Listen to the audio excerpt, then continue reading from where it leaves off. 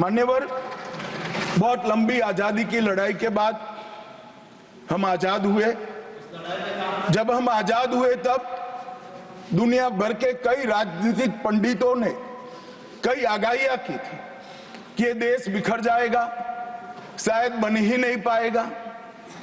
कुछ लोगों ने ऐसी आगाही की थी कि यहां डेमोक्रेटिक वैल्यू प्रस्थापित हो ही नहीं पड़ सकते, एकता हो ही नहीं सकती और ये देश आर्थिक रूप से कभी भी आत्मनिर्भर नहीं हो पाएगा। और आज जब 75 साल के समय के बाद, संविधान को स्वीकार करने के बाद पीछे मुड़कर देखते हैं तो सरदार पटेल का मैं धन्यवाद करना चाहता हूं कि सरदार साहब के अथक परिश्रम के कारण आज देश एक होकर मजबूती से दुनिया के सामने खड़ा।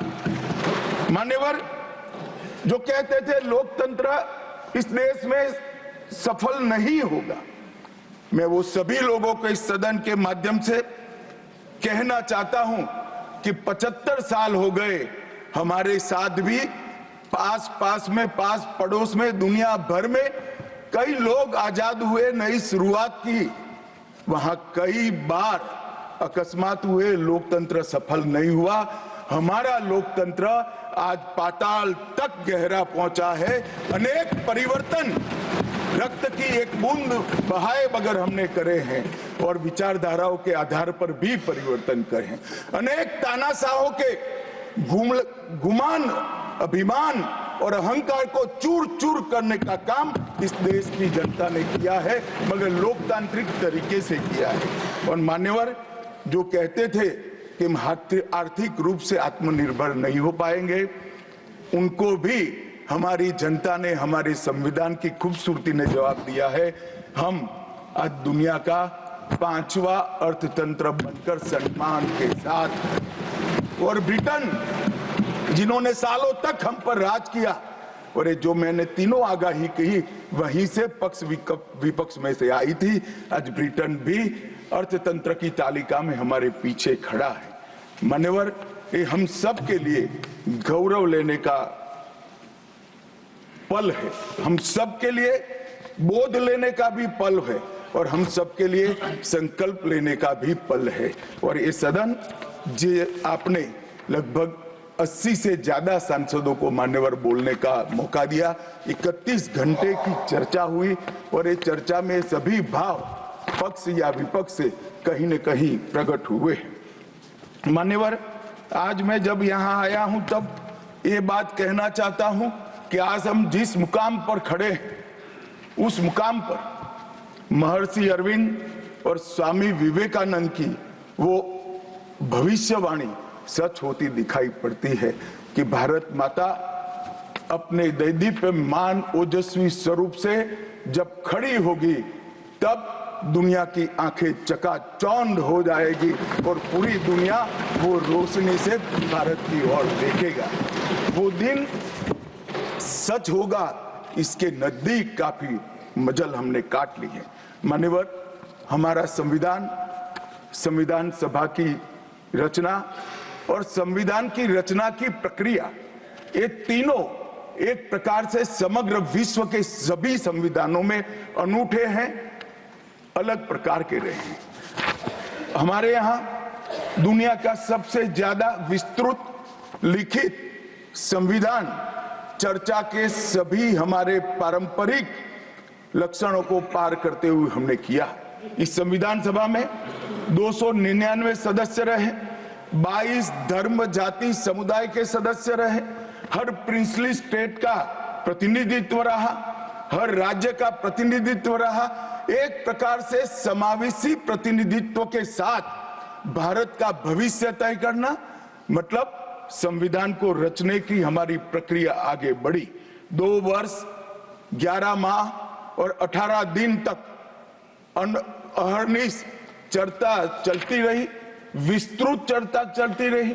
देश के भविष्य, देश चलाने के नियम और देश की परंपरा को समाहित करते हुए देश को आगे ले जाने का संकल्प इतनी विस्तृत चर्चा के बाद बना। 13 समितियों में कार्य विभाजन किया गया, 7 सदस्यीय ड्राफ्टिंग समिति बनी और जनता के अभिप्राय के लिए भी शायद ही दुनिया का कोई ऐसा संविधान होगा जिसका ड्राफ्ट पूरी जनता को कमेंट्स के लिए दिया गया और कमेंट्स पर भी बहुत डिटेल चर्चा कर उचित बदलाव भी किए गए। इतनी लोकतांत्रिक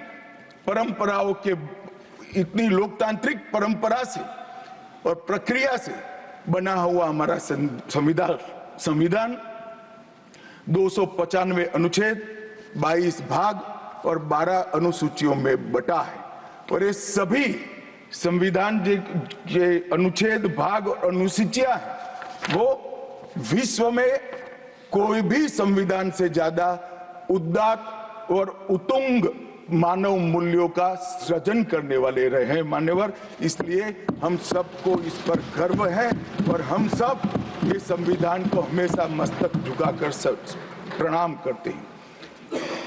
मैं एक विशेष उल्लेख करना चाहूंगा मान्यवर, नंदलाल बोस जो गुरुवर टैगोर के अंतेवासी थे, बहुत बड़े कलाकार थे, इन्होंने 4 वर्ष का समय लेकर संविधान को सजाने का काम किया और उन्होंने जो संविधान लिखा गया था इसके अनुरूप घटनाओं को संविधान के अंदर उकेरने का भी काम किया। इतिहास, धर्म, संस्कृति और परंपरा, सबसे मानव जीवन के उच्च मूल्य देने वाली सभी संदेशों को, घटनाओं को उन्होंने चित्र रूप में यहाँ पर उकेरा। यहाँ पर भगवान राम का चित्र भी मिलेगा, बुद्ध और महावीर का भी मिलेगा, दशम पिता गोविंद सिंह जी का भी चित्र मिलेगा, गुरुकुल हमारी शिक्षा नीति कैसी होनी चाहिए इसका संदेश भी मिलता है, राम सीता लक्ष्मण वो एक प्रकार से हमारे अधिकारों का चित्रण करते वक्त दिखाए गए, भगवत गीता के संदेश का चित्र भी दिया, शिवाजी और लक्ष्मीबाई को भी यहाँ पर स्थान देकर देशभक्ति के उत्तुंग पाठ हमें पढ़ाए। नालंदा यूनिवर्सिटी हमारी प्राचीन शिक्षा पद्धति का हमें स्मरण कराती है और नटराज जीवन में बैलेंस कैसे होना चाहिए वो बैलेंस के सिद्धांत को भी प्रतिबिंबित करता है। मैंने आज थोड़ा यहाँ आने से पहले क्या क्या चर्चा हुई राज्यसभा में, उसमें हमारे एक सम्मानीय सदस्य ने कहा कि चर्चा का स्तर कितना नीचा हो गया है कि यहाँ चित्रों की चर्चा हो रही है। मान्यवर, अगर संदेश लेना नहीं आता तो संविधान का भी कोई उपयोग नहीं। ये सारे जो चित्र लगाए हैं वो हमारे हजारों साल से चलने वाले हमारे राष्ट्र के जीवन को उद्घोषित करने वाले, और कोई ये न समझे कि हमारा संविधान दुनिया के संविधानों की नकल है। हाँ, हमने हर संविधान का अभ्यास जरूर किया है, क्योंकि हमारे यहाँ तो ऋग्वेद में कहा गया हर कोने से हमें अच्छाई प्राप्त हो, शुभ विचार प्राप्त हो और शुभ विचार को स्वीकारने के लिए मेरा मन खुला हो। मान्यवर, हमने सबका सबसे अच्छा लिया है मगर हमारी परंपराओं को नहीं छोड़ा है। पढ़ने का चश्मा अगर विदेशी है तो संविधान में भारतीयता कभी नहीं दिखाई देती। और मैं मानता हूं कि जिसने भी संविधान को सिर्फ शब्दों में छापा है और चित्रों को निकाल दिया है, उन्होंने संविधान की भावनाओं के साथ छल किया है। चित्र बगैर का संविधान अधूरा संविधान। मान्यवर, इसके अंदर संविधान सभा में राजेंद्र प्रसाद जी, राजेंद्र बाबू अध्यक्ष बने, डॉक्टर BR आंबेडकर, सरदार पटेल, जवाहरलाल नेहरू, श्रीमान काजू, KT Shah, Iyengar, Maulana Azad, Shyama Prasad Mukherjee, doctor Radhakrishnan, KM Munshi, ऐसे विद्वानों ने अनेक चर्चाओं में हिस्सा लेकर संविधान को समृद्ध और संपूर्ण बनाने का काम किया।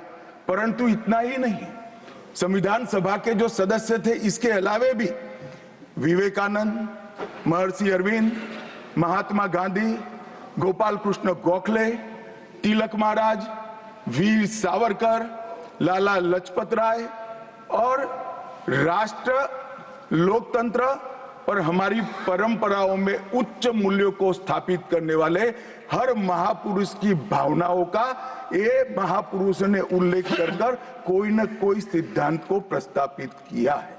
मान्यवर, जब इतने सारे मनीषियों का अच्छा विचार जिस संविधान में हो, उसको सफल होना ही था। ये संविधान सफल होने के लिए संविधान सभा की चर्चा अगर कोई ध्यान से पढ़ेगा तो वेद, उपनिषद, चाणक्य नीति, विदुर नीति, शांति पर्व, रामायण और महाभारत, इसमें से निपजे हुए मानव जीवन के सभी मूल्यों को भी इसके अंदर हमने समाने का प्रयास किया था। मान्यवर, 75 साल हो गए संविधान को किस प्रकार से हमारे राजनीतिक दलों ने और हमारी पॉलिटिकल पार्टियों के साथ साथ हमारी सरकारों ने भी किस प्रकार से आगे बढ़ाया, इसकी भी चर्चा जरूर होनी चाहिए। मैं मानता हूं ये चर्चा समय उचित होगी।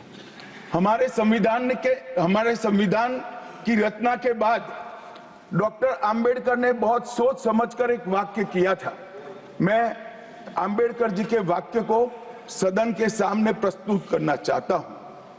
कोट, कोई संविधान कितना भी अच्छा हो वह बुरा बन सकता है अगर जिन लोग पर उसको चलाने की जिम्मेदारी है वो अच्छे न हो।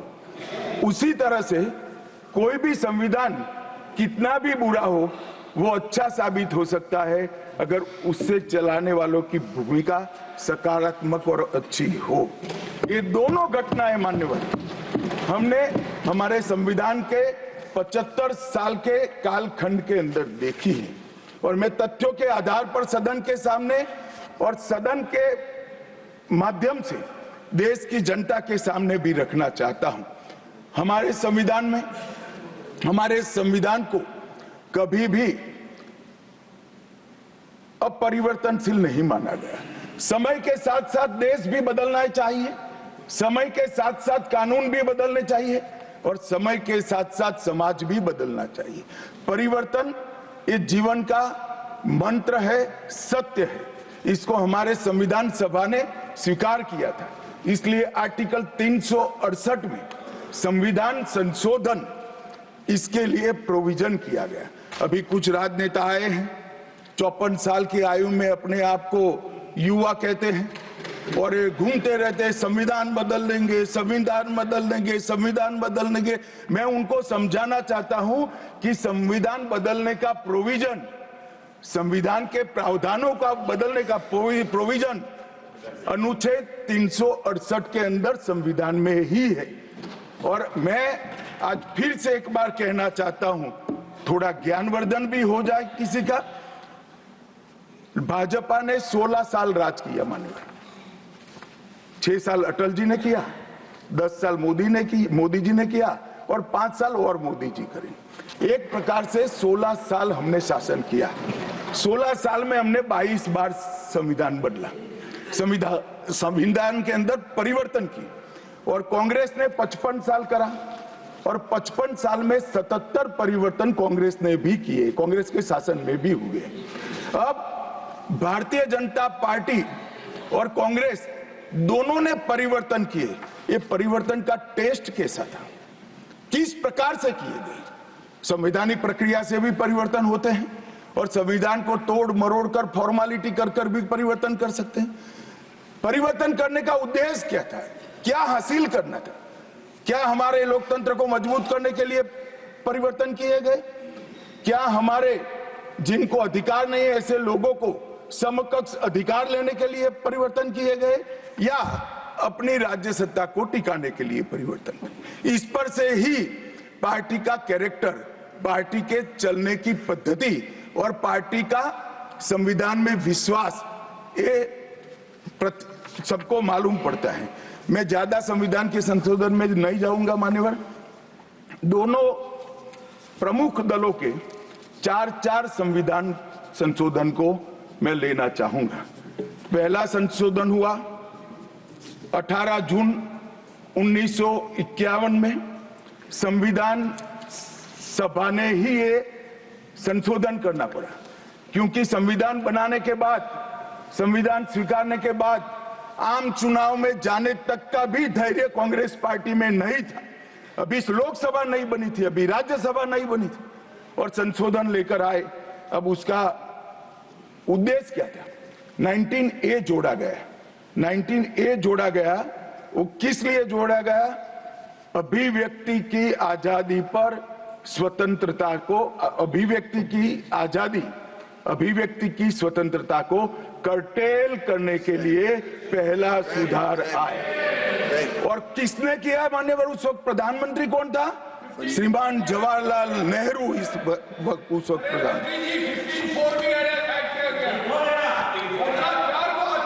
आप बता चुके, अब मान्यवर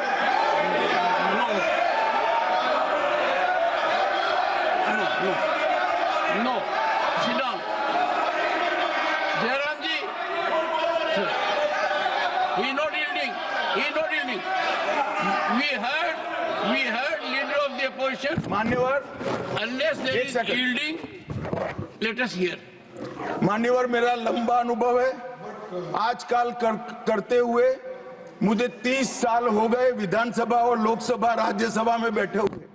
संसद में भाषण करने का मेरा अनुभव है मान्यवर। वो विरोध तभी कर सकते हैं जब मेरी बात सच न हो। अगर मेरी बात सच नहीं हो तो बताए वो संविधान संशोधन नंबर 1, अब सुनिए, संविधान संशोधन नंबर 1 वो अभिव्यक्ति की आजादी को कर्टेल करने के लिए ही लाया गया था और जवाहरलाल नेहरू के लिए लाया गया। मान्यवर, 24वां संविधान संशोधन, 24वां संविधान संशोधन जवाहरलाल नेहरू जी की सुपुत्री इंदिरा जी उस वक्त प्रधानमंत्री थी। पार्टी तो वही सत्ता में थी, कांग्रेस पार्टी। 5 नवंबर 1971 को संविधान में संशोधन किया गया, 24वां संशोधन। और संविधान संशोधन के माध्यम से संसद को मौलिक अधिकार, नागरिकों के मौलिक अधिकार कम करने का अधिकार दे दिया। तो एक प्रधानमंत्री कांग्रेस पार्टी के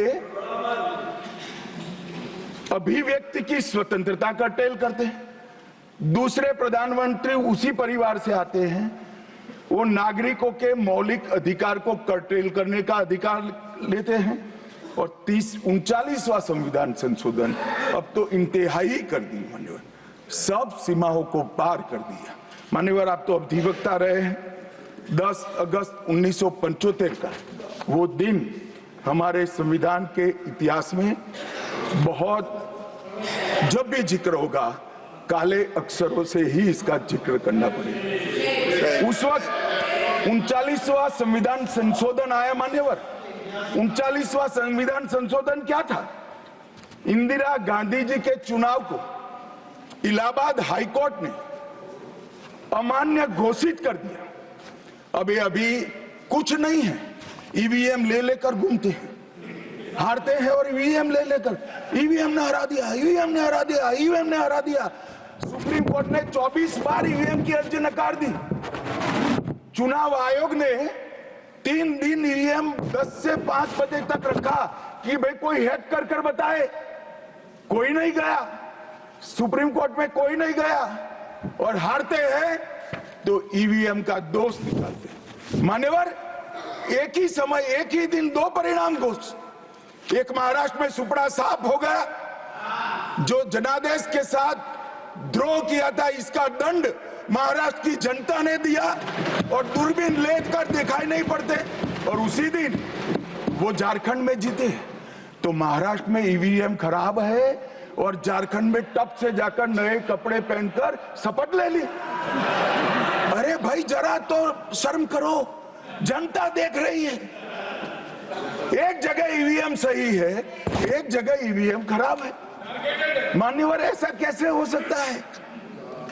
और मान्यवर, यहां पर इलाहाबाद हाईकोर्ट ने इंदिरा गांधी जी के चुनाव को निरस्त कर दिया, अमान्य किया और उन्होंने संशोधन से प्रधानमंत्री पद की न्यायिक जांच पर भी प्रतिबंध लगा दिया।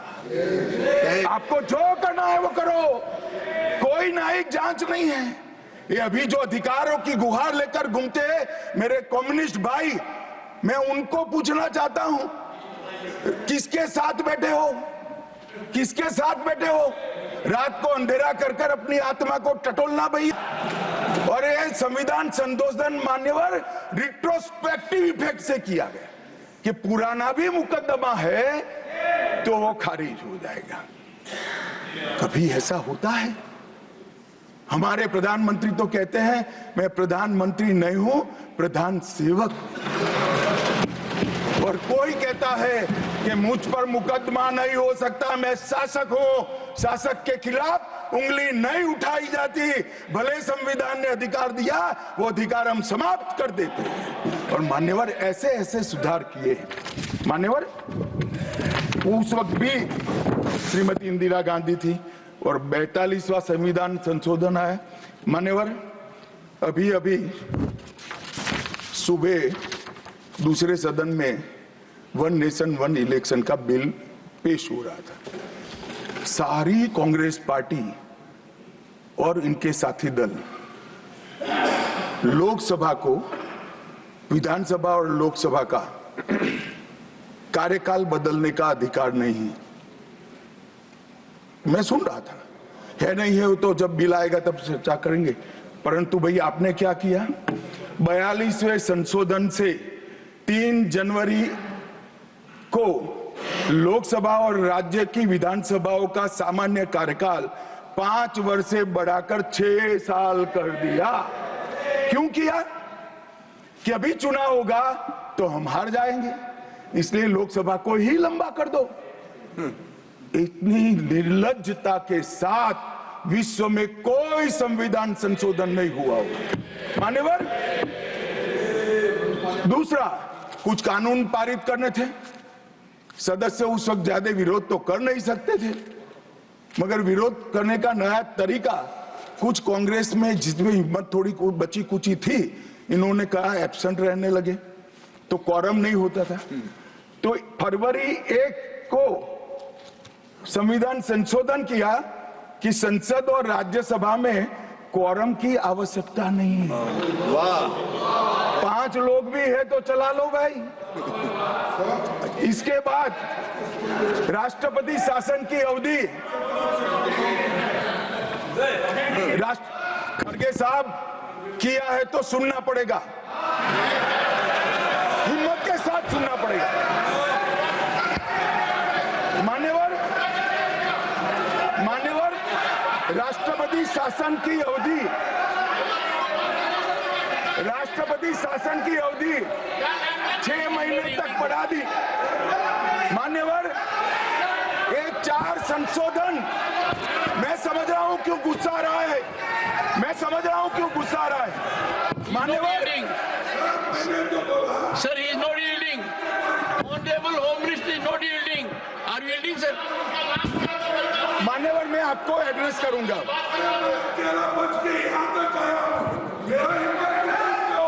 तुम तो कायर हो, तुम मान्यवर, तुम लड़ाकू हो।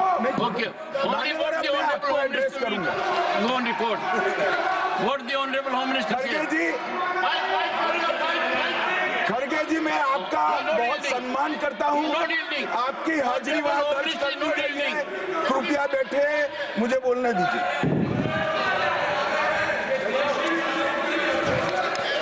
मान्यवर ये चारों संशोधन मैं मेरी पार्टी के दफ्तर से नहीं ला सकता।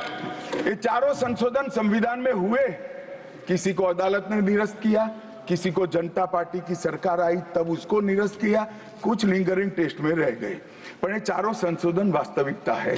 ये 4 संशोधन से कांग्रेस पार्टी की संविधान सुधार करने की मंशा क्या है? एक में हम पर केस न हो, दूसरे में हम चुनाव हारने वाले तो समय बढ़ा देना, तीसरे में मेरे पर जांच नहीं हो सकती, और चौथे में नागरिकों के संविधान प्रदत्त अधिकारों को समाप्त करना। ये उद्देश्य बताते। अब मैं हमारा 4 संशोधन लेकर आता हूं। मान्यवर सबसे पहला संशोधन नरेंद्र मोदी जी ने सरकार में किया। 101वां नंबर भी अच्छा आया है। 101वां संशोधन 1 जुलाई 17 को हम जीएसटी को लेकर आए मान्यवर, और इस देश के अर्थतंत्र को रिदम में लाने का। कश्मीर से कन्याकुमारी और कामाख्या से द्वारका तक विशाल फैले हुए देश को जीएसटी के तहत 100 अलग अलग बिक्री करके कानूनों को समाप्त कर कर लोगों की हालाकी खत्म कर कर एक कानून लाने का काम नरेंद्र मोदी जी ने किया, और वो लोगों की भलाई की। कल की डिबेट मैंने पढ़ी है, कोई सदस्य बोले कि नरेंद्र मोदी जी ने विरोध किया था। मैं रिकॉर्ड पर कहता हूं, हाँ नरेंद्र मोदी जी ने विरोध किया था। किस मुद्दे पर किया था? आप जीएसटी तो लाना चाहते थे, मगर राज्यों को कंपनसेशन की गारंटी देना नहीं चाहते थे। हम जीएसटी भी लाए और राज्य को विकास दर के हिसाब से कंपनसेशन की गारंटी भी दी। इतना ही नहीं, गारंटी का 10 साल तक पालन करने का काम भी भारतीय जनता पार्टी की नरेंद्र मोदी सरकार ने किया। हम संशोधन लाए देश के अर्थतंत्र को सुचारू बनाने के लिए। दूसरा संशोधन लाए, 102वां संशोधन, national commission of backward class को संवैधानिक दर्जा देने का काम। अब कुछ लोगों को पेट में दुख रहा है कि नरेंद्र मोदी जी ने ये क्यों किया। मैं साहब आगे बहुत सारी बातें बताऊंगा। नरेंद्र मोदी जी इसलिए कर पाए कि आपने नहीं किया था। अगर आप एक कर देते तो मोदी जी के तो भाग्य में ही नहीं आता। मगर साहब, पिछड़ी जातियों का कल्याण कभी भी कांग्रेस पार्टी का विश्वास नहीं रहा, मान्यता नहीं रही, नीति भी नहीं रही। भारतीय जनता पार्टी ने संविधान संशोधन पिछड़ी जातियों के कल्याण के लिए। तीसरा संशोधन क्या लाए? 130वां संशोधन 12 जनवरी 19, किसी भी जिनको आरक्षण का फायदा नहीं मिलता है ऐसी जाति के गरीब से गरीब बच्चों को 10% आरक्षण देने का फैसला। गरीब कल्याण और गरीब हटाओ की बातों, गरीबी हटाओ की बातों सालों तक करी, सूद नहीं मिली, समय नहीं मिला, विचार नहीं आया। ये विचार नरेंद्र मोदी जी को आया और गरीबों को, बच्चों को 10% आरक्षण पूरे देश भर में मिला। मान्यवर 105वां संशोधन, ओबीसी की पहचान करने के लिए केंद्र के पास अधिकार थे। अब मैं बताना चाहता हूं, इतने बड़े विशाल देश में 140 करोड़ की जनसंख्या में पिछड़ी जातियों का पिछड़ापना क्या कोई एक केंद्र सरकार कर सकती है? फेडरल स्ट्रक्चर की बात करते हैं, मगर अब तक केंद्र सरकार के पास ही रहा था। नरेंद्र मोदी जी ने कहा इसके कारण पिछड़ा समाज को अन्याय होता है। आगे से ये संविधान संशोधन करने के बाद 10 अगस्त 2021 के बाद पिछड़ापन का निर्णय करने का अधिकार राज्य की सरकारों को देने का काम नरेंद्र मोदी। और मान्यवर, सबसे अंतिम संशोधन में पांचवा कहना चाहता हूं, 106वां संशोधन, और मैं तो क्रम में बोला हूं, एक भी काटा नहीं। 101, 102, 103, 104, 105, 106 सभी के सभी जन कल्याण के लिए। और छठा सम्मेलन संशोधन था 28 सितंबर 2023 को, मातृशक्ति को शक्ति प्रदान करने का, मातृशक्ति को 33% आरक्षण, नारी शक्ति वंदन अधिनियम। मान्यवर, मैं आज आपके माध्यम से पूरे सदन से और पूरे सदन के माध्यम से देश भर की 140 करोड़ की जनता को कहना चाहता हूं कि जब इस दोनों सदन में 33% नारी शक्ति बैठेगी, संविधान निर्माताओं की कल्पना पूरी हो जाएगी। मान्यवर, इनकी आत्मा को बहुत शांति मिलेगी। इसके अलावा भी हम कई कानून लेकर आए।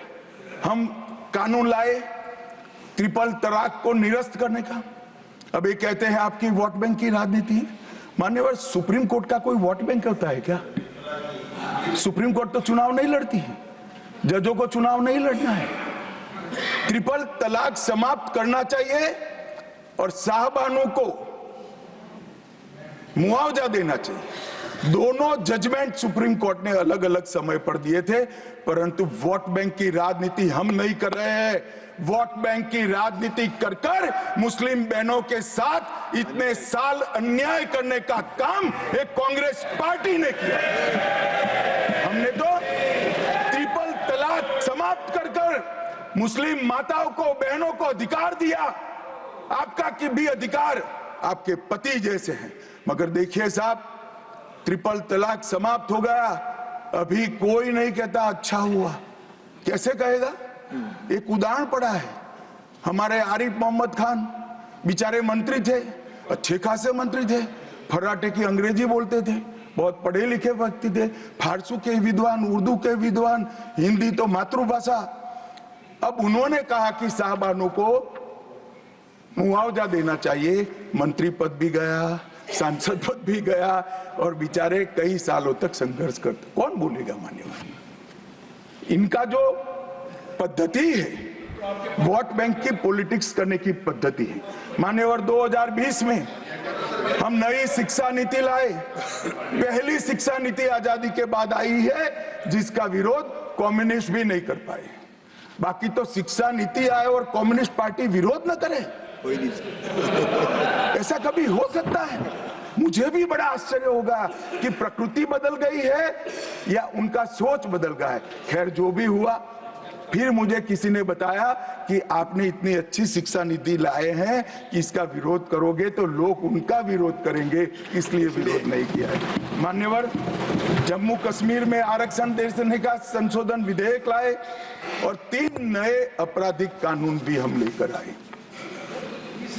हमारी क्रिमिनल जस्टिस सिस्टम के ये 3 कानून 160 साल बाद पहले अंग्रेजों ने बनाए थे, अंग्रेजों की पार्लियामेंट में बने थे। नरेंद्र मोदी जी ने,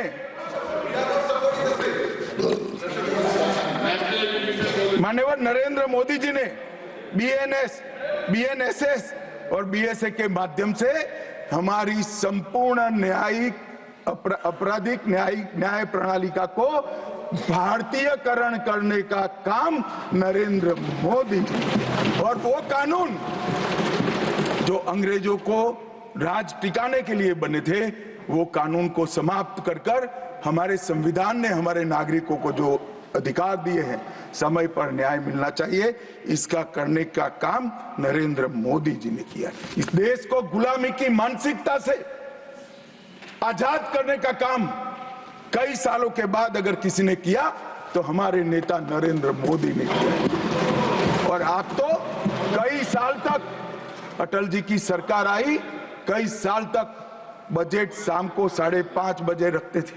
क्यों शाम को 5:30 बजे रखते थे? क्योंकि इंग्लैंड की रानी के घड़ी में उस वक्त 11 बजते थे। आजादी के इतने सालों तक अंग्रेज की रानी के घड़ी से बजट रखने की आदत थी, वो भी किसी ने बदला तो भारतीय जनता पार्टी ने बदला, अटल बिहारी वाजपेयी। मान्यवर, संविधान के सम्मान की बहुत बातें हुई, मगर संविधान का सम्मान सिर्फ बातों में नहीं होना चाहिए, कृति में भी होना चाहिए, कर्तृत्व में भी होना चाहिए और कल्पना में भी होना चाहिए। जब कृति में नहीं है, कर्तृत्व में नहीं है, तो कल्पना में आ ही नहीं सकता। अभी मैंने इस चुनाव में अजीबोगरीब नजारा देखा मान्यवर, अजीबोगरीब नजारा था। आज तक इतने साल चुनाव हुए, किसी ने आम सभाओं में संविधान को लहराया नहीं। संविधान को लहराकर, झूठ बोलकर जनादेश लेने का कुत्सित प्रयास कांग्रेस पार्टी के नेताओं के माध्यम से। मान्यवर,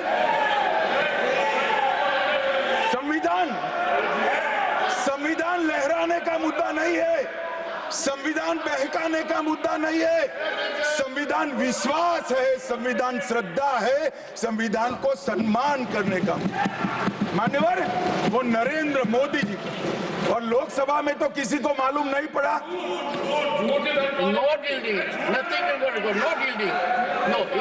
मान्यवर, लोकसभा में तो किसी को मालूम नहीं पड़ा, लोकसभा में तो किसी को मालूम नहीं पड़ा। जागरूकता थी। महाराष्ट्र में भी लहराने के अलावे बांटने गए तो एक पत्रकार के हाथ में भी आ गया, खोला तो मान्यवर पूरा कोरा था, अंदर कुछ लिखा ही नहीं था, प्रीएम्बल भी नहीं था। मान्यवर, इतना बड़ा छल, आपकी बात नहीं कर रहा मैं, ये तो पकड़े जाने के बाद तो सब लोग सुधर जाते हैं।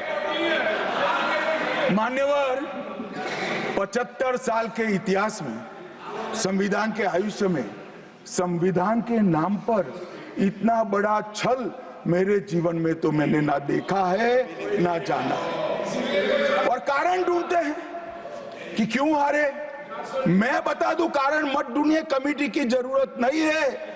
संविधान और आरक्षण करते थे, लोग जान गए कि संविधान फर्जी लेकर घूमते हो तो लोगों ने हरा दिया। मान्यवर, ये प्रति जो लेकर घूमते हैं, इसमें गोखले साहब ने क्या लिखा है वो एक बार पढ़ लें। उन्होंने लिखा है कि इंदिरा जी और कांग्रेस पार्टी ने संविधान पर सबसे ज्यादा कठोर कुठाराघात करने का काम किया है। जो प्रति लेकर घूमते हैं ना, उसकी प्रस्तावना में लिखा है। माननीय अध्यक्ष, माननीय सभापति महोदय, माननीय सभापति महोदय, संविधान कैसे तोड़ा मरोड़ा जा सकता है, इसके भी मैं 2 उदाहरण देना चाहता हूं। हमारे सेना के जवान, सुरक्षा दलों के जवान, वो हमारी मातृभूमि की 1 इंच भूमि पर जान देने के लिए तैयार है। सैकड़ों हजारों लोग शहीद हुए 1 इंच भूमि के लिए।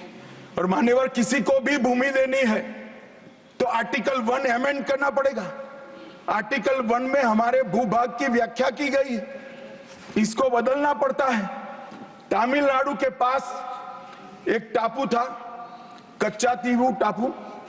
वो टापू 1974 में अचानक ही एक एग्रीमेंट कर वन फाइन मॉर्निंग लंका को दे दिया गया। मान्यवर,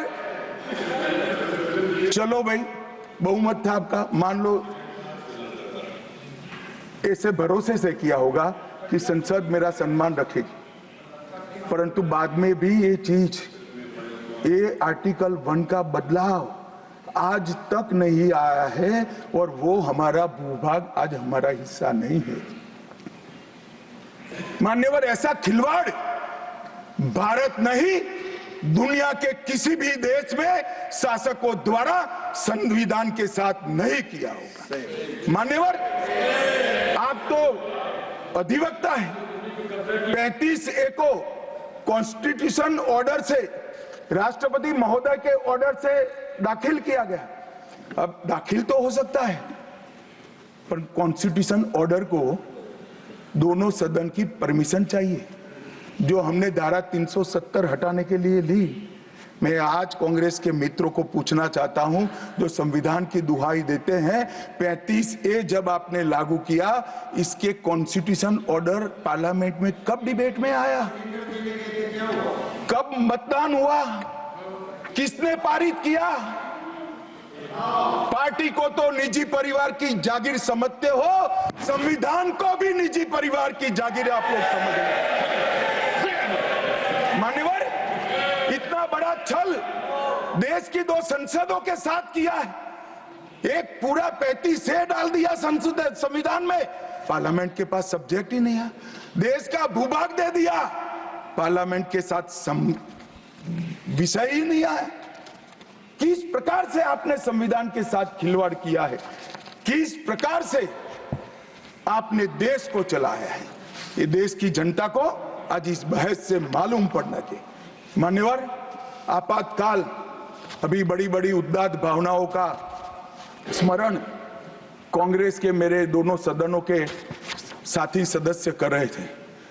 यंग सदस्य करे तो मैं समझता हूं, शायद इन्होंने इतिहास न पढ़ा हो, मगर जो लोग आपातकाल के वक्त थे वो भी करते थे। किसी की भी स्मृति इतनी अल्पकालीन कैसे हो सकती है मान्यवर? क्या हुआ था आपातकाल में?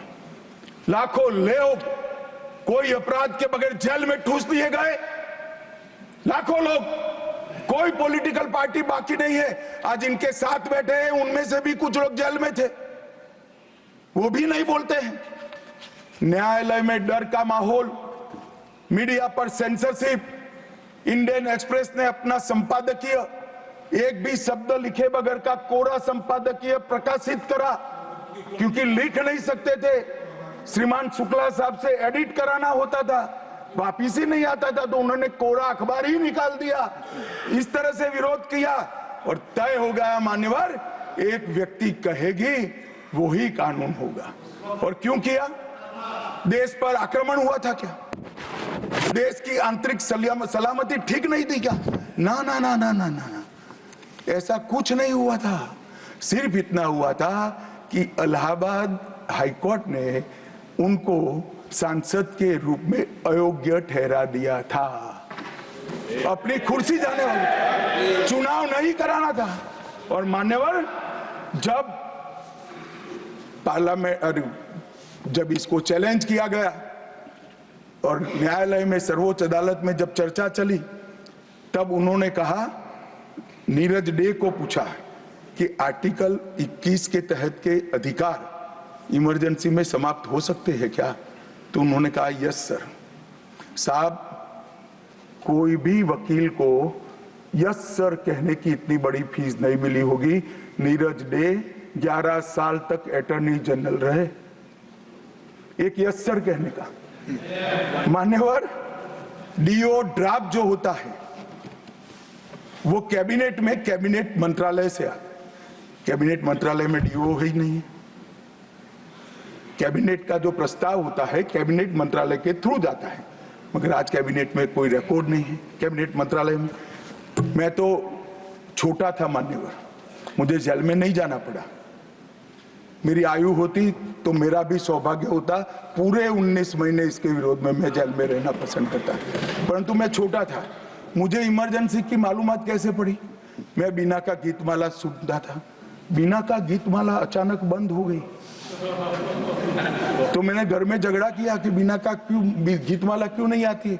मेरे पड़ोस वाले चाचा ने कहा, किशोर कुमार के साथ इंदिरा जी का झगड़ा हो गया है, बीना का गीतमाला में किशोर कुमार का आवाज नहीं आना चाहिए। तो नए गीतों की रिकॉर्डिंग हुई और किशोर कुमार और लता मंगेशकर के ड्यूएट गीत भी लता दीदी की आवाज में ही पूरे देश ने 19 महीना सुने। साहब देखिए, डेमोक्रेसी की बात करें मान्यवर, इस प्रकार की कृति, ऐसा दंड दिया देश की जनता ने उनको कि अब स्वप्न में भी नहीं कर सकते हैं। ऐसी कृति कोई न करे, इसलिए ये बहस जरूरी है। और मान्यवर, हम तो संविधान का सम्मान करते हैं। नरेंद्र मोदी जी ने संविधान दिन मनाने की बात रखी, तो एक वरिष्ठ कांग्रेसी नेता ने कहा, क्या जरूरत है संविधान दिन की, 26 जनवरी तो है। बोले, भाई संविधान को जितनी भी बार स्मरण करोगे, इसकी भावनाओं के प्रति आपकी आस्था दृढ़। और मान्यवर, इसलिए नरेंद्र मोदी जी संविधान दिन मनाते हैं और संविधान के निर्माताओं की पुण्य स्मृति में मनाते हैं। मान्यवर, उस वक्त आज ही मुझे किसी शायर ने दुष्यंत कुमार की पंक्ति भेजी है इमरजेंसी के लिए। मैं ज्यादा भाषण इमरजेंसी पर करना नहीं चाहता, परंतु मैं जरूर कहना चाहूंगा। दुष्यंत कुमार की पंक्ति है, एक गुड़िया की कई कठपुतलियों में जान है, एक गुड़िया की कई कठपुतलियों में जान है। आज शायर ये तमाशा देखकर हैरान है। कल नुमाइश में मिला वो चिथड़े हाल कपड़े पहने हुए, मैंने उसको नाम पूछा, तुम कौन हो? तो उसने कहा, मैं संविधान हूं। दुष्यंत कुमार जी की कविता है मान्यवर, इंदिरा जी को समर्पित है। मान्यवर, जब संविधान बन रहा था, संविधान के हर आर्टिकल पर चर्चा चल रही थी। हम आजाद हो गए थे, आजाद हुए थे, पर हमारा देश कोई नया नहीं बना था। हम तो हजारों सालों से दुनिया में सबसे चिर पुरातन संस्कृति, चिर पुरातन धर्म और चिर पुरातन समाज जीवन लेकर निकले हुए देश हैं। हाँ, एक कालखंड के लिए गुलाम हो गए थे, आजादी मिली, आगे देश कैसे चले इसका एक डॉक्यूमेंट बनाना था। तो उस डॉक्यूमेंट में चर्चा में आया कि अब देश का नाम क्या हो। अंग्रेज लिख कर गए थे इंडिया, क्योंकि वो भारत को जानते ही नहीं थे। वहां जो प्रचलन में शब्द होंगे यूरोप में, वो शब्द उन्होंने हम पर थोप दिया था और गुलामी की मानसिकता ने इसको स्वीकार भी किया था। मगर जब आजाद हुए तब इस पर चर्चा हुई और अब उस वक्त के सदस्य सेठ गोविंददास ने दरखास्त किया कि देश का नाम भारत रखना चाहिए। उस वक्त जवाहरलाल नेहरू ने कहा कि पीछे देखने की जरूरत नहीं है, भविष्य की ओर देखिए। और मान्यवर, देश के नाम के अंदर इंडिया भी रहा, भारत भी रहा। खैर, मैं इस पर टिप्पणी करना नहीं चाहता, परंतु नजरिए का सवाल है। अगर इंडिया के चश्मे से भारत को देखोगे तो भारत समझ में नहीं आएगा, पूरा जीवन चला जाएगा। और इसलिए इन्होंने अपने गठबंधन का नाम भी इंडिया ही रखा है, इसीलिए रखा है, वही सोच से चलना है। और मान्यवर, हमारे प्रधानमंत्री जी ने विकास तो करना है, दुनिया में सबसे आगे बढ़ना ही है, विकास के साथ साथ विरासत को भी अपना कर आगे बढ़े। गुलामी की हर परंपरा को हम समाप्त करना चाहते हैं। हम एक आजाद मुल्क है, सार्वभौमत्व से लैस मुल्क है, किसी की परंपरा हमें स्वीकार नहीं है। परंपरा बदलनी है तो हम बदलेंगे, नए कपड़े हर कोई पहनता है, हम भी पहनेंगे, परंतु हमारी पुरानी परंपराओं पर हमें शर्म नहीं है। और मान्यवर, क्या किया नरेंद्र मोदी ने? राजपथ, जो अंग्रेज सम्राट के सम्मान में नाम रखा गया था, उसका नाम बदलकर कर्तव्य पथ रखा। इंडिया गेट पर किंग पंचम जॉर्ज की मूर्ति लगी थी, मूर्ति हटा दिया, शर्म के मारे में स्थान खाली था, हमने वहां सुभाष बाबू की प्रतिमा लगा। मान्यवर, नेवी का चिन्ह जो देकर गए थे वही चलता था। हमने वीर छत्रपति शिवाजी महाराज की नेवी के चिन्ह को हमने भगवान बिरसा मुंडा की 150वीं जयंती को जनजातीय गौरव वर्ष के रूप में मनाया। राष्ट्रीय युद्ध स्मारक हमने बनाया और राष्ट्रीय युद्ध स्मारक में अमर जवान की ज्योति को विलीन करने का काम भारतीय जनता पार्टी के नेता नरेंद्र मोदी। संसद के अंदर राजा जी ने जो उदात्त भावनाएं व्यक्त की थी, जिसको जवाहरलाल जी ने भी स्वीकारा था, मगर बाद में शर्म का एहसास हुआ, सेंगोल को इलाहाबाद के म्यूजियम में भेज दिया। नरेंद्र मोदी जी ने विधिवत तरीके से सेंगोल को संसद के अंदर प्रस्तावित किया, नई संसद बनाई और विश्व भर में चोरी की गई मूर्तियां, आर्टिफैक्ट्स जो थे वो 345 हजारों साल पुराने हमारे मूर्तियां और आर्टिकल्स, उसको वापस लाने के लिए हमारे विदेश मंत्रालय ने काम किया। न्यू एजुकेशन पॉलिसी, पूरा देश अंग्रेजी में चले, ऐसे षड्यंत्र चले इतने सालों तक। न्यू एजुकेशन पॉलिसी में हमने कंपलसरी कर दिया, बच्चे की प्राथमिक शिक्षा मातृभाषा में होगी। मान्यवर, मातृभाषा में आईएएस आईपीएस का एग्जाम नहीं दिया जाता था, हमने वहां मातृभाषा में एग्जामिनेशन को किया। अभी तमिलनाडु के सदस्य बोल रहे थे, पहले आप जिनके साथ बैठे हो उनके शासन में तमिल में आईएएस आईपीएस का पेपर नहीं लिख सकते थे। आज तमिल मीडियम में बड़ा हुआ बच्चा गर्व के साथ देश का टॉप ब्यूरोक्रेट बन सकता है। ये व्यवस्था हमने करी। मान्यवर, अंडमान और निकोबार के द्वीप समूह का नाम जो अंग्रेज रखे थे वो छोड़कर गए थे। सुभाष बाबू ने जब अंडमान निकोबार जीता तब उन्होंने नामकरण किया था शहीद और स्वराज, उसको भुला दिया गया। आजादी के बाद फिर से अंग्रेजों का नाम वापस लाए, नया न रखो कोई बात नहीं भाई, सुभाष बाबू ने रखा निकाल दिया, हमने डंके की चोट पर सुभाष बाबू के नाम शहीद और स्वराज दोनों वापस लाने का काम किया। ल्यूटियन में रेस कोर्स रोड पर रहते थे, हमने लोक कल्याण मार्ग करा, डेलहाउसी रोड का नाम दारा सिकोह के नाम से किया और निर्मला जी ब्रीफकेस की जगह वही खाता लेकर आज जब बजट देती है तब पूरे देश भर के भारतीय संस्कृति के लोगों को आनंद होता है। मान्यवर 1500 से ज्यादा पूरे नए कानूनों को हमने समाप्त करने का काम किया। इन्होंने अपने परिवार की प्रसिद्धि के अलावे कुछ नहीं किया। हजारों जगह पे गांधी नेहरू परिवार के नाम मिलेंगे और किसी का नहीं। सुभाष बाबू का पुतला भी हमने लगाया। मान्यवर हमने प्रधानमंत्री संग्रहालय बनाया, जवाहरलाल जी से लेकर नरेंद्र मोदी जी के पहले जितने बने वो सभी प्रधानमंत्रियों के जीवन कवन को हमने दिखाने का काम किया। वहां पहले सिर्फ जवाहरलाल जी का मिशन, G20 की अध्यक्षता हमने की और भारतीय सांस्कृतिक और वैश्विक समन्वय को हमने प्रोत्साहित।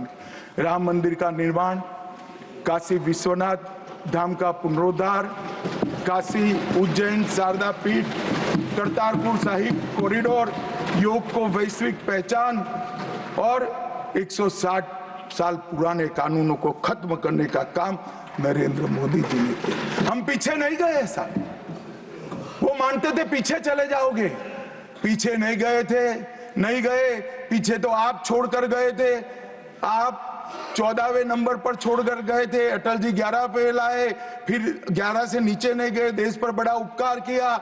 मोदी जी 11वें से 5वें नंबर पर लाए और 27 में 3रे नंबर पर पहुंच गए। मान्यवर अभी अभी कुछ नेताओं को आरक्षण में चुनाव जीतने की फॉर्मूला दिखाई पड़ती है।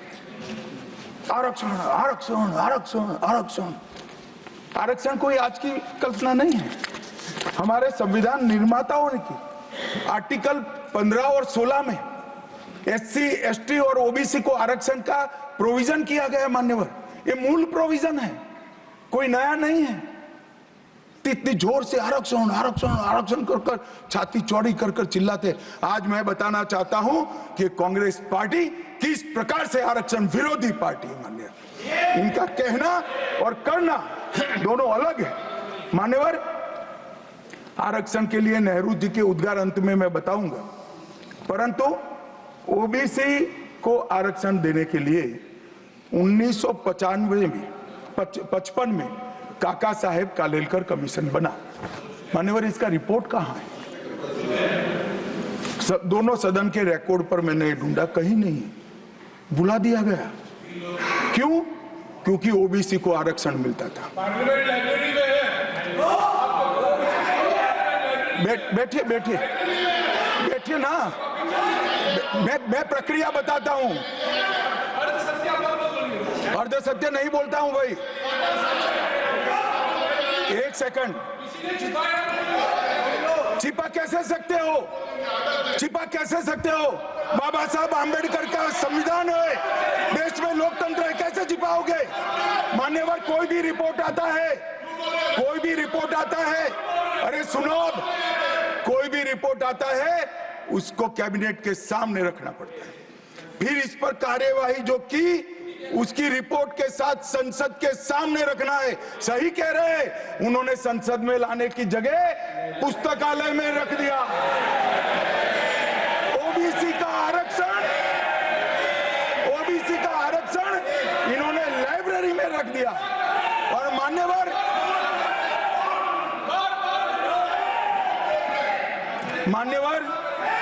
अगर काका साहेब कालेलकर कमीशन का रिपोर्ट स्वीकार कर लिए होते तो 1980 में मंडल कमीशन की रिपोर्ट की जरूरत ना पड़ती। मंडल कमीशन का रिपोर्ट कमीशन ही इसलिए बनाया गया क्योंकि काका साहब कालेलकर कमीशन का रिपोर्ट स्वीकारा नहीं, और 80 में मंडल कमीशन का भी रिपोर्ट आ गया, किसी ने इसका अमल नहीं किया। अमल कब हुआ? जब 90 में इनकी सरकार गई तब अमल हुआ। और मान्यवर, तब तक मंडल कमीशन के रिपोर्ट को भी ठंडे बस्ते में डाल दिया गया। 90 में, अरे सुनिए मान्यवर,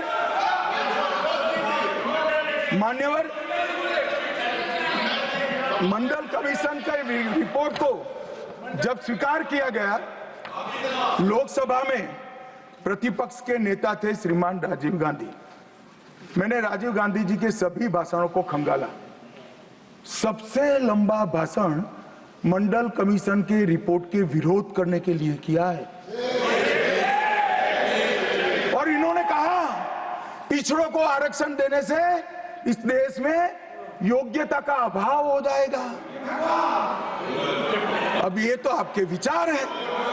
मान्यवर, राजीव गांधी की स्पीच भी, श्री राजीव गांधी की स्पीच भी लोकसभा के रिकॉर्ड पर पड़ी है। लाइब्रेरी में आप जाते हैं, लोकसभा की स्पीच निकलवा कर नहीं पढ़ते। जयराम जी, पढ़ लीजिए एक बार। और नरेंद्र मोदी जी ने क्या किया मान्यवर? ओबीसी कमीशन को नरेंद्र मोदी जी ने मान्यता दी, पिछड़ा वर्ग का सम्मान किया, नेट, नीट, जेई, उसमें ओबीसी का आरक्षण किया। और इन्होंने क्या किया? अभी भी ये तो सब नेहरू जी, इंदिरा जी और अब भी चलता रहता है। एक इन्होंने क्या किया? झूठ बोलना शुरू किया कि हम आरक्षण बढ़ा देंगे, आरक्षण बढ़ा देंगे, आरक्षण बढ़ाना चाहिए, आरक्षण 50% से ज्यादा बढ़ा। ये क्यों बढ़ाना है मैं बताना चाहता हूँ। मान्यवर, झूठ नहीं, असत्य, झूठ की जगह असत्य। चलिए मान्यवर, आपने भी क्रेडिट किया था। खड़गे जी की बात को स्वीकार कर लेता हूं। उन्होंने झूठ नहीं बोला, वो सत्य से परे बोले हैं, वो नहीं बोलना चाहिए। मान्यवर, इन्होंने 50% से ज्यादा आरक्षण करने की वकालत की। मैं आज देश की जनता को कहना चाहता हूं कि देश के 2 राज्यों में धर्म पर आरक्षण अस्तित्व में है। धर्म के आधार पर आरक्षण ये गैर संवैधानिक है। मान्यवर, संविधान सभा की कोई भी डिबेट आरक्षण के प्रावधान करने वाले आर्टिकल की पढ़ लीजिए, इसमें स्पष्ट किया गया है कि कोई भी आरक्षण धर्म के आधार पर नहीं हो सकता। आरक्षण पिछड़ापन के आधार पर।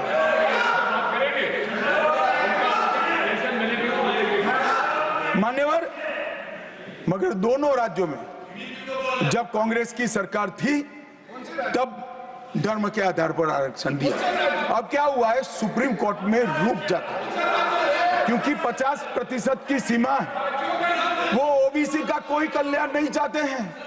50% की सीमा बढ़ाकर मुसलमानों को आरक्षण देना चाहते हैं। मानिए, धर्म के आधार पर आरक्षण देना चाहते हैं।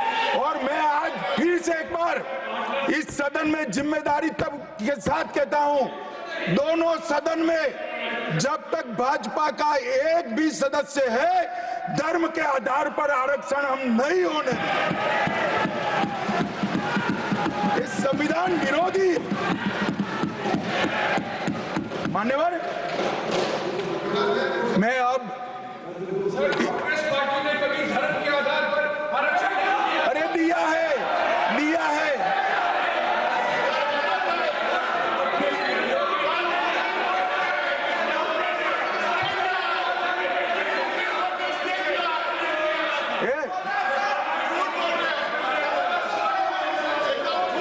मान्यवर, इससे तो ये बच जाएंगे, मगर मैं रिकॉर्ड पर से कुछ कोट अनकोट कहना चाहता हूं, जो संविधान सभा की चर्चा का रिकॉर्ड है। जवाहरलाल नेहरू जी ने कहा, मैं ये देखकर सचमुच आश्चर्यचकित हूं कि नियुक्तियों में आरक्षण के सिद्धांत को कितनी देर तक ले जा रहा है, मतलब कितना बढ़ा रहे हैं।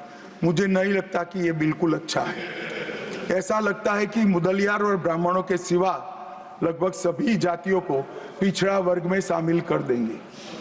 मान्यवर, सरकारी सेवाओं में आरक्षण के लिए इनके विचार थे। मैं इस बात से चिंतित हूं कि सरकारी सेवाओं में नियुक्ति के लिए जिस तरह से बहुत सारी जातियां और समूहों के आरक्षण के प्रस्ताव आते हैं, ये बहुत बुरी प्रवृत्ति है। इससे सरकारी कामकाज और आम तौर पर विकास और सार्वजनिक जीवन में गिरावट आएगी। मान्यवर, ये इनके विचार है, आज तक नहीं बदले, आज तक नहीं बदले, यही विचार है। मगर अभी जोर से बोलना, एक शब्द का प्रयोग मैं नहीं कर सकता, आगे गलती हो गई थी, असत्य बोलना और सार्वजनिक रूप से बोलना, इस सिद्धांत को कुछ नेताओं ने स्वीकार कर लिया। मान्यवर, हमारे संविधान के directive of principle of state policies भाग 4 के अनुच्छेद 44 में एक एंट्री है जो कॉमन सिविल कोड की यूसीसी की बात करती है। क्योंकि हमारे संविधान का फैब्रिक पंथ निरपेक्ष है, हर जाति, हर धर्म, हर समुदाय के लोगों के लिए समान कानून होना चाहिए, इसका हमारा संविधान पक्षधर है। मान्यवर, ये यूसीसी क्यों नहीं आया? यूसीसी इसलिए नहीं आया कि संविधान सभा समाप्त होने के बाद, चुनाव होने के बाद, पहले प्रधानमंत्री जवाहरलाल नेहरू जी मुस्लिम पर्सनल लॉ लेकर आए और यूसीसी नहीं आया। मैं आज कांग्रेस पार्टी को इस सदन में सार्प पूछना चाहता हूं, क्या पंथ निरपेक्ष राष्ट्र के अंदर सभी धर्मों के लिए एक कानून होना चाहिए या नहीं होना चाहिए? इसकी कांग्रेस पार्टी स्पष्टता करे। क्या आप मुस्लिम पर्सनल लॉ का समर्थन करते हैं? और मान्यवर, इससे बड़ा छलावा नहीं हो सकता। मान्यवर, इससे बड़ा छलावा नहीं हो सकता। इन्होंने हिंदू कोड बिल भी ला दिया। हिंदू कोड बिल उठाकर देख लिए। हम तो नहीं चाहते कि हिंदू न्याय शास्त्र के आधार पर इस देश का कानून बने, अभी के जीवन के मूल्यों के आधार पर कानून बनना चाहिए। मगर हिंदू कोड बिल में एक भी पुरानी हिंदू न्याय व्यवस्था का कोई नामो निशान नहीं है।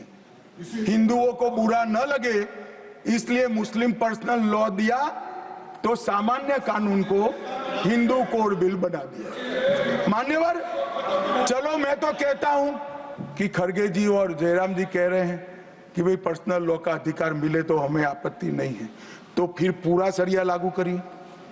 क्रिमिनल में क्यों सरिया निकाल दिए? बताओ भाई, क्या चोरी करे इसके हाथ काट दोगे? कोई इससे जगद्य महिला के साथ अपराध करे तो पत्थर मारकर मार दोगे? देशद्रोही को रोड पर सूली चढ़ाओगे? तो विवाह के लिए, निकाह के लिए पर्सनल लॉ, वारिस के लिए पर्सनल लॉ और क्रिमिनल सरिया क्यों नहीं भाई? अगर उनको देना ही है तो पूरा ही दे देते, पूरा दे देते। मान्यवर, ये इन्होंने तुष्टीकरण की शुरुआत वहीं से करी है। मुस्लिम पर्सनल लॉ इस देश में संविधान आने के बाद तुष्टीकरण की शुरुआत। आर्टिकल 14 और 15 का ये भंग है। अंबेडकर जी, लोहिया जी, के.एम. मुंशी, एच.वी. कामत, ये सब ने इसका विरोध किया है। 1973 से 16 तक 11 बार देश की सुप्रीम कोर्ट ने यूसीसी लाने का आग्रह देश की और राज्य की सरकारों ने किया है। आप नहीं ला सकते, तुष्टीकरण से ऊपर नहीं उठते। बैठिए, मैं बताता हूं। मान्यवर, हमने ही उत्तराखंड में भारतीय जनता पार्टी की सरकार ने यूसीसी लाया। हमारा काम करने का तरीका, मैं आपके माध्यम से दिग्विजय सिंह को कह रहा हूं। वो कहते हैं कौन रोकता है? हम खुद रोकते हैं। कारण बताऊं मैं? सुनने का धैर्य चाहिए, क्योंकि हमारा तरीका है कि लोकतांत्रिक तरीके से काम किया जाए। समाज के जीवन में इतना बड़ा सामाजिक बदलाव करने वाले कानून को उत्तराखंड सरकार ने मॉडल कानून के रूप में पारित किया है। इसकी न्यायिक मीमांसा होगी, इस पर सामाजिक चर्चा होगी, धर्म के विद्वान चर्चा करेंगे, कुछ सजेशन आएंगे तो इसको स्वीकारेंगे और बाद में भारतीय जनता पार्टी की सरकार हर राज्य में कॉमन सिविल कोड लेकर आए। आज तक नहीं मिला, वो भी कांग्रेस पार्टी के तुष्टीकरण की नीति थी। मान्यवर, अभी एक फैशन हो गया है, आम्बेडकर आम्बेडकर आम्बेडकर आम्बेडकर आम्बेडकर आम्बेडकर। इतना नाम अगर भगवान का लेते तो 7 जन्मों तक स्वर्ग मिल जाता।